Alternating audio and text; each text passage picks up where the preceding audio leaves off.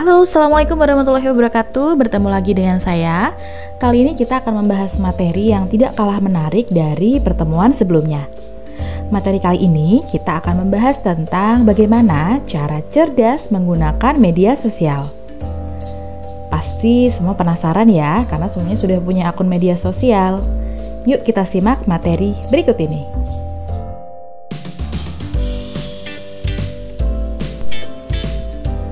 Media sosial merupakan media yang digunakan untuk beberapa kebutuhan manusia.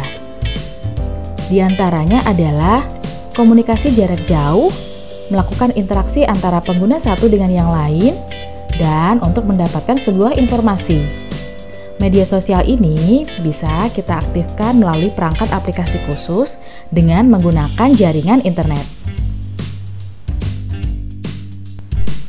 Nah, ada beberapa jenis media sosial yang perlu kita ketahui berdasarkan penggunaannya.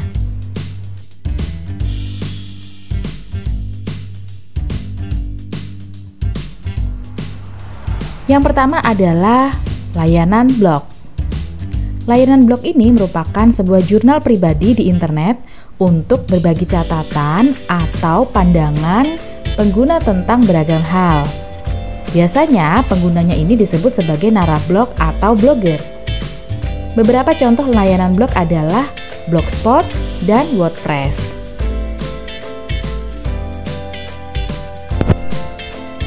Nah, layanan berikutnya merupakan layanan jejaring sosial. Layanan ini mungkin tidak asing ya, karena pasti mayoritas di antara kita semua memiliki layanan jaringan ini. Layanan jejaring sosial merupakan jenis layanan yang fokus pada terbangunnya jejaring di antara para pengguna untuk saling berbagi pesan, informasi, foto, ataupun video. Beberapa contoh layanan jejaring sosial diantaranya adalah Facebook dan LinkedIn. Layanan berikutnya merupakan layanan blog mikro atau biasa disebut sebagai microblogging. Layanan ini merupakan jenis media yang lebih ringkas untuk membagi catatan atau pandangan seseorang. Beberapa contoh layanan blog mikro yang biasa kita ketahui adalah Twitter. Layanan berikutnya merupakan layanan berbagi media atau istilahnya adalah media sharing.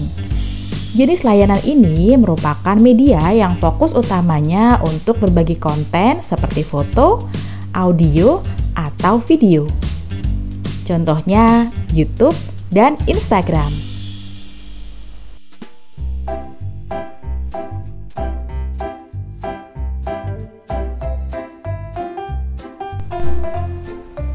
Sedangkan layanan yang berikutnya merupakan layanan forum. Jenis layanan ini merupakan tempat pengguna untuk memperbincangkan hal atau topik tertentu dengan pengguna lain dalam sebuah ruang diskusi. Misalnya pada Kaskus atau Quora. Ada yang belum tahu Kaskus di sini?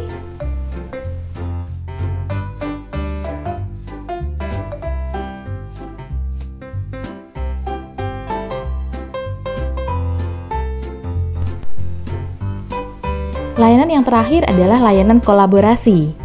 Jenis layanan ini memberikan kesempatan untuk pengguna untuk berkolaborasi dalam membuat, menyunting, atau mengoreksi konten. Contohnya pada Wikipedia.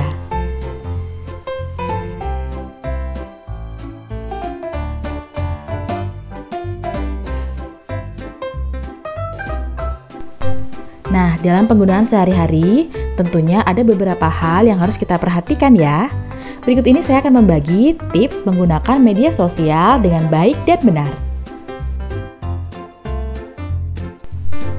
Langkah pertama ketika kalian menggunakan media sosial adalah kalian harus memahami Undang-Undang ITE atau Undang-Undang Informasi dan Transaksi Elektronik.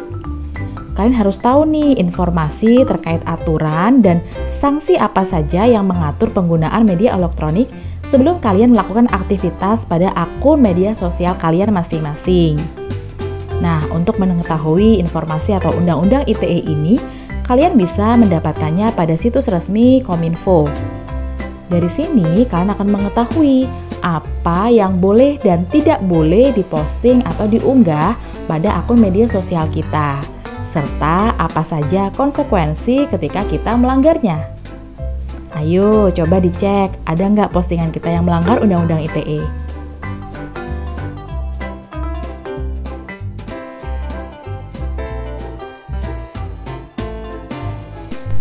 Yang kedua, cari tahu kebenaran sumber informasi. Pastikan ya ketika kalian mendapatkan informasi di media sosial atau kalian hendak untuk menyebarkannya, kalian harus tahu nih apakah informasi tersebut itu benar atau hanya hoax.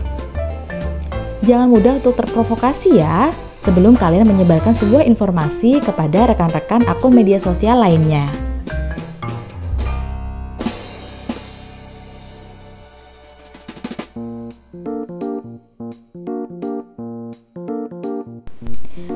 Tips yang berikutnya adalah hindari untuk membagikan data pribadi kalian.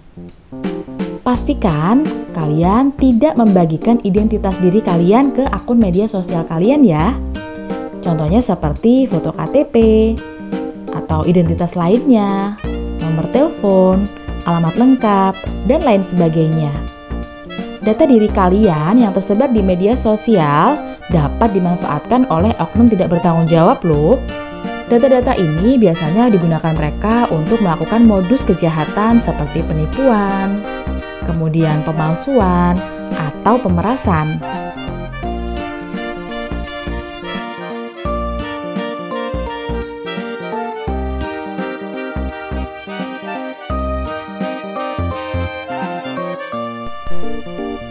Tips yang terakhir adalah biasakan menggunakan bahasa yang santun.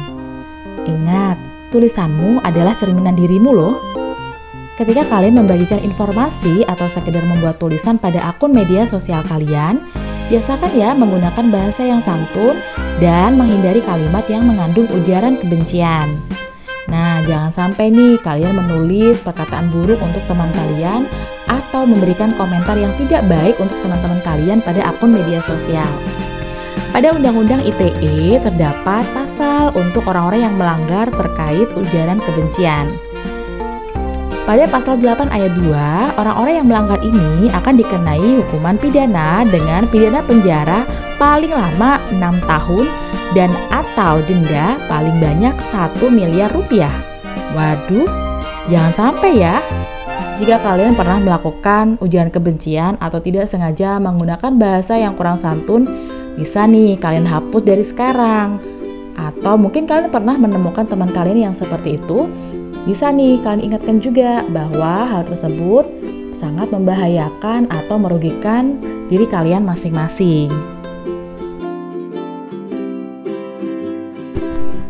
Wah, ternyata penting ya mengetahui bagaimana cara penggunaan media sosial. Jadi tidak hanya sekedar posting atau berbagi informasi di media sosial. Kalian harus tahu apa saja yang dilarang dan diperbolehkan. Mari kita bijak bermedia sosial. Demikian pertemuan kita hari ini. Sampai bertemu di pertemuan berikutnya ya. Bye-bye. Assalamualaikum warahmatullahi wabarakatuh.